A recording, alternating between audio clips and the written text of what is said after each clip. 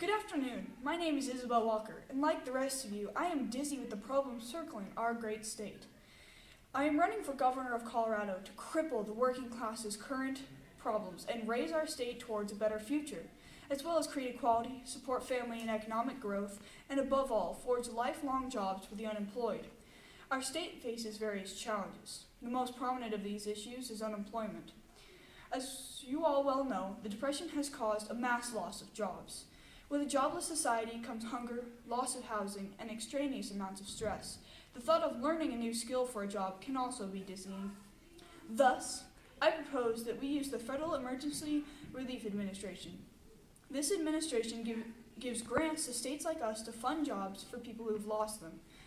This solution is absolute because with the federal government granting money to fund environmental and economic jobs, it does not cost tax money. And being laid off is not an option, with these being public jobs for all. These new jobs include road work, building houses, and creating national parks. What's more, some of this money will go toward paid training for people in need of advanced skills for their new job. One example would be sharecroppers transitioning into a teaching position. Now, you all will no longer be dizzied with worry about your need for a job. One more hidden problem is the act of discrimination. The hatred of a minority has led to the creation of sharecropping, unjustified lynchings, and a lack of well-paying, safe jobs for this able-bodied group of workers. With this, we have a group of citizens who are not only suffering throughout the Depression with you, but also have extra problems created before all this began. Beginning with the families who have been in great turmoil, I propose that we create a temporary Social Security Act that promises a sum of $18 a month for your first child and $12 for each additional child. This amount of funds will support poor families' needs until jobs are of abundant quantity, assuring you the citizens of this state will not fall further into debt. It also supports the working class and elderly in need. Speaking of citizens, there are large amounts of Native American families who have been suffering long before the Depression.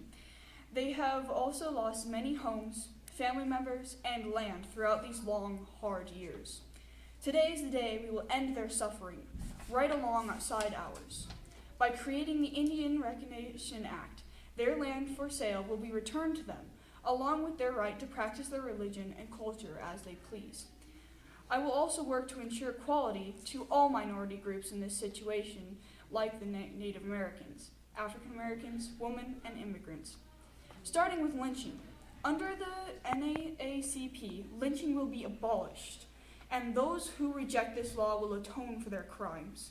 Another option is to create more programs for minorities by minorities, similar to the Brotherhood of Sleeping Car Porters, meant to help with their part of the working class. Groups like these will allow them to fight for their rights.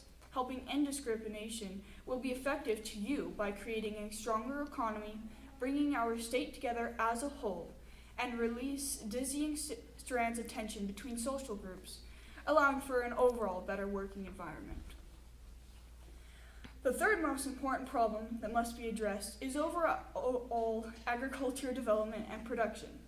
With some farmers producing and others not producing enough to continue business, things are currently looking grim for all of us. This creates a gap between supply and demand that consumers both in and outside our country cannot match.